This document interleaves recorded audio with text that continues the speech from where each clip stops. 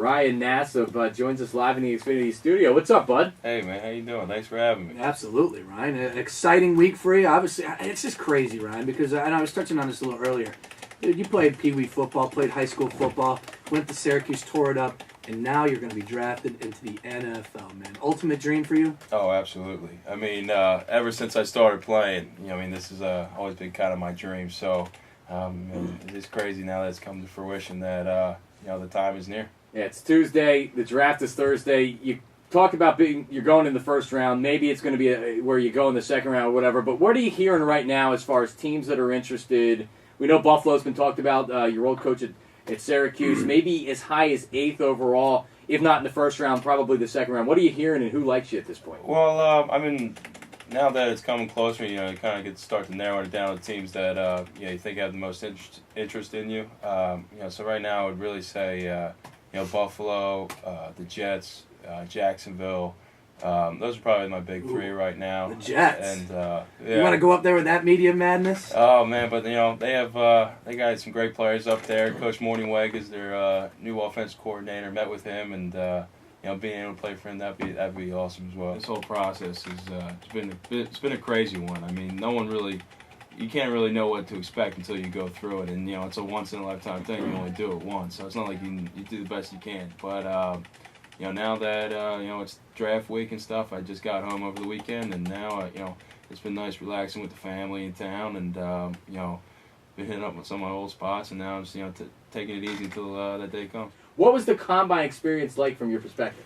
The combine as a quarterback, it's a little bit different, just because you have the interview part is probably the most important part, as opposed to a D-line or someone who the last day where they need to do all the testing is the most important part. I would assume, but it was a crazy week. It was a long 4 or 5 days.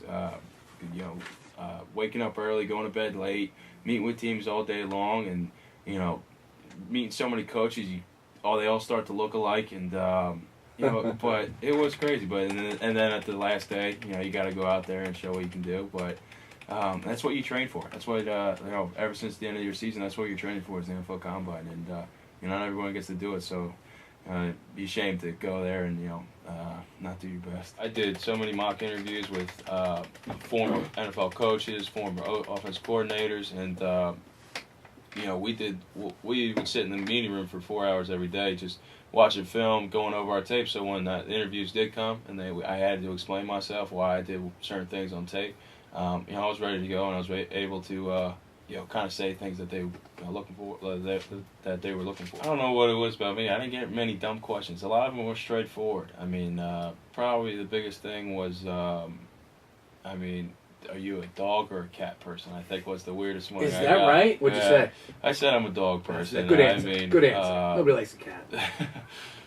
What do you think they were looking for out of that question? Yeah. To see if you stuttered, to see if you actually say, like if you said a cat person, would a personnel guy in the NFL be like, I don't know if I want to draft this guy, he likes cats. That's just bizarre. I want my quarterback to be a dog guy, I'm not going to lie to you. I do too. I read into that. My number one Eagles memory of all time was 7th grade, my middle school team, we played at the Vet, and it was the year that they knocked it down. So I threw 3 touchdowns in that game, and that's my claim to fame. And I remember just coming out of the Eagles locker room and all that.